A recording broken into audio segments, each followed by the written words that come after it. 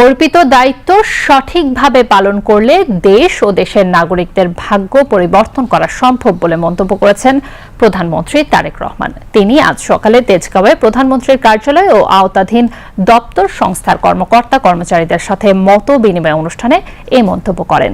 অনুষ্ঠানে প্রধানমন্ত্রীর উপদেষ্টাগণ উপস্থিত ছিলেন।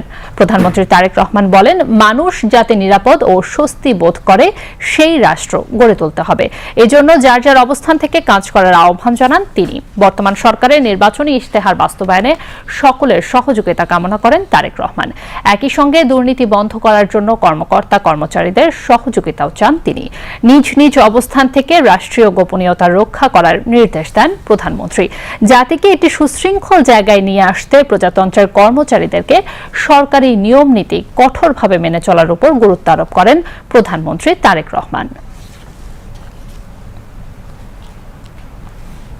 আমরা যদি আমাদের অর্পিত দায়িত্ব সঠিকভাবে আমরা পালন করতে পারি, নিশ্চয়ই আমরা এই যে প্রায় 20 কোটি মানুষ দেশে, যে 55,126 বর্গ মাইল, যে দেশটি নিয়ে আমরা গৌরব বোধ করি, যে দেশটিকে আমরা আপন মনে করি, যে দেশটিকে আমরা আমাদের প্রথম এবং শেষ ঠিকানা মনে করি, এই দেশ এবং এই দেশের যারা নাগরিক, তাদের আমরা ভাগ্যের পরিবর্তন করতে সক্ষম। আমরা রাজনৈতিক দল হিসাবে আমরা যে ম্যানিফেস্টো জনগণের সামনে উপস্থাপন করেছি, সেই ম্যানিফেস্টো স্বাভাবিকভাবে আমরা বাস্তবায়ন করব।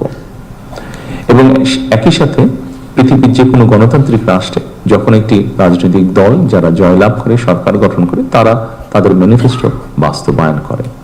তবে এই ম্যানিফেস্টোকে যদি আমাদের বাস্তবায়ন করতে হয়, খুব স্বাভাবিকভাবে আপনারা যারা প্রজাতন্ত্রের যারা কর্মকর্তা এবং কর্মচারীবৃন্দ, অবশ্যই আপনাদের সহযোগিতা প্রয়োজন। যেই বিষয়টিকে আমরা অ্যাড্রেস করতে চাই, যেভাবেই হোক, এই বিষয়টি আমাদের সকল ব্যবস্থাকে, সমাজের সকল ব্যবস্থা, রাষ্ট্রের সকল ব্যবস্থাকে অনেক পিছিয়ে দিয়েছে, অনেক ক্ষেত্রে ধ্বংসের দ্বার প্রান্তে নিয়ে গিয়েছে। সেটি হচ্ছে দুর্নীতি। একটি বিষয় আছে, যে বিষয়টিকে আমাদেরকে অবশ্যই অ্যাড্রেস করতে হবে।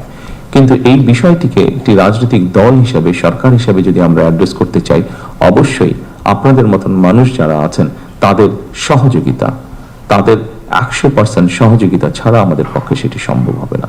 এবং আমি আমার রাজনৈতিক সরকারের পক্ষ থেকে আমি দৃঢ়ভাবে বিশ্বাস করতে চাই, এখানে উপস্থিত যে সকল প্রজাতন্ত্রের কর্মকর্তা কর্মচারীবৃন্দ আছেন, আপনাদের পূর্ণ সহযোগিতা আমরা ইনশাল্লাহ পাবো, এটি আমরা দৃঢ়ভাবে বিশ্বাস করি। আপনাদের সকল কাছে আমার অনুরোধ থাকবে যে অবশ্যই আপনার স্ব অবস্থান থেকে যেখানে গোপনীয়তার বিষয় থাকবে, সেখানে দয়া করে আপনারা রাষ্ট্রের স্বার্থে, জনগণের স্বার্থে গোপনীয়তা রক্ষা করবেন।